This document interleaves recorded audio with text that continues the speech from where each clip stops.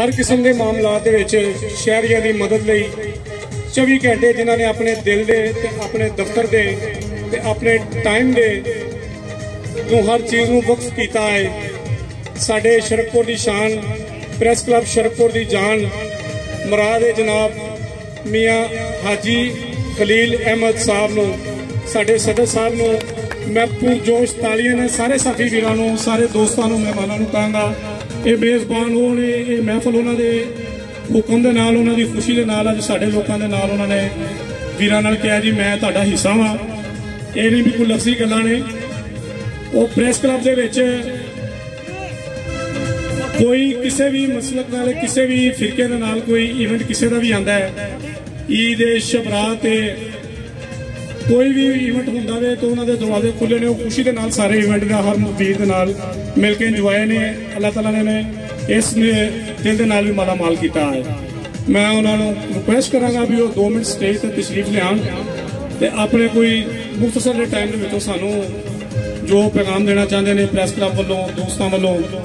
तो वो आन तो उन्होंने वेलकम करेंगे। नदीम भाई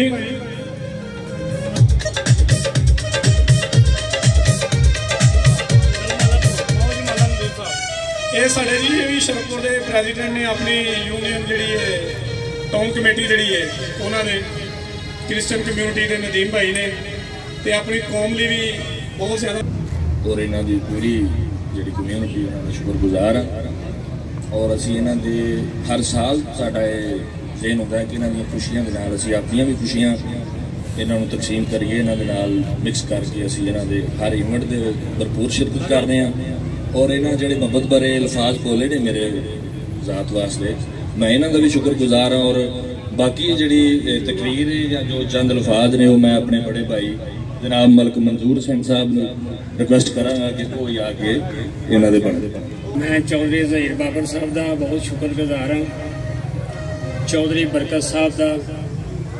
जानी का जिन्ने भी दोस्त ने जिहड़े भी तशरीफ ले आए हैं खास करके मेरी कम्यूनिटी साफी बरादरी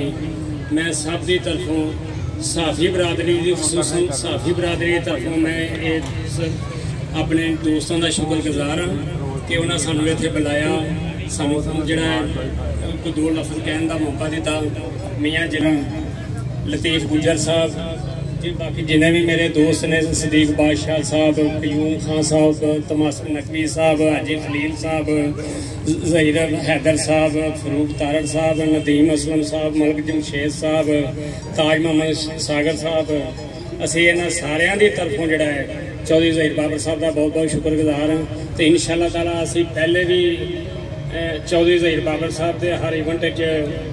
शरीक होने तो इंशाअल्लाह ताला अल्लाह ताला सानू भी जिंदगी देवे तो इन्होंने भी जिंदगी देवे इंशाअल्लाह ताला असी नेक्स्ट टाइम ही आते जाते रहेंगे इंशाअल्लाह।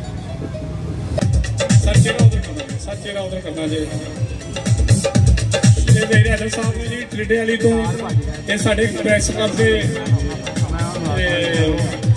सीनियर नायब सदर भी ने सदर भी ने नायब सदर साडा प्रेस क्लब अधूरा है इन्हों का शुक्रिया कि तशरीफ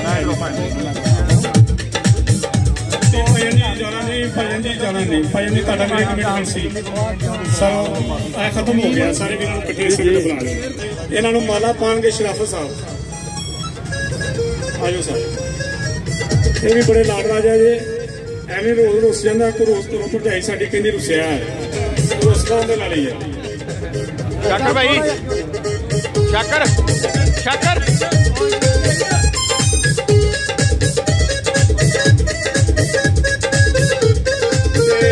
टाइम दिता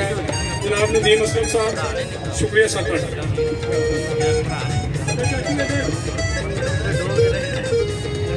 मेरे साहब